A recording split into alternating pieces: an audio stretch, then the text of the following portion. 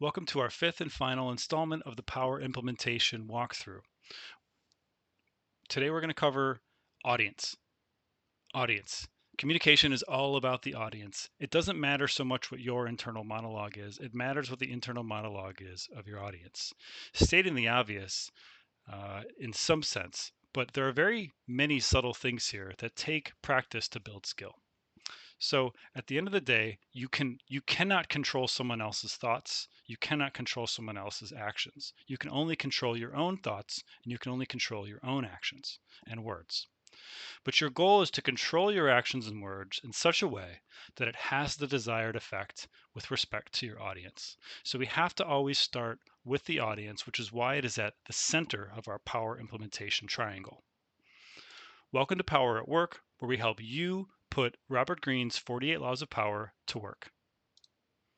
So we're going to use Law 38 as an example as we think about the audience. Recall that Law 38 is about behaving like other people while thinking independently, which means you can have your crazy thoughts, your crazy ideas. You can look at the world completely different than everybody else around you, and you probably should. But behave like the others. If you behave too authentically, you will end up alienating people, and they will think that you are they will think you have a self superiority complex of some sort. They will think, oh, that person thinks he's better than us because they don't like any of the things that we like, right? That's just human nature. It just is what it is. So Law 38. So here's one example. For us, we're looking at, let's just say the audience is your boss at work. How should you think about your boss at work? Well, your boss loves to play golf, and this guy holds monthly playing sessions for you and your peers. That's just what he likes to do. So you're going to go begrudgingly because you're not a big golf fan, but you're never going to tell them that you think golf is for stodgy old people. Okay? You're just not going to tell them that. Why? Because obviously they're going to think less of you. They're going to think that you are arrogant, right, and self-centered. And so we're going to behave like the others, but maintain our own independent and authentic thought. Okay, simple example, but this is about looking at different audiences.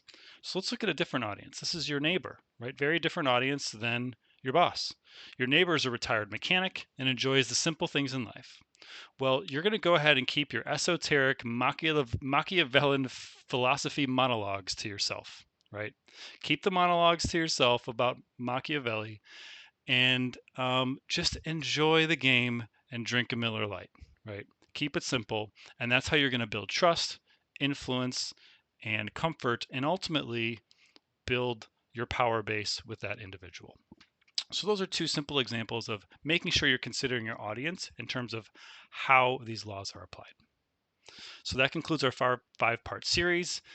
Make sure you're using the power implementation triangle when you bring these laws to life in your own to accomplish your own goals. Cheers.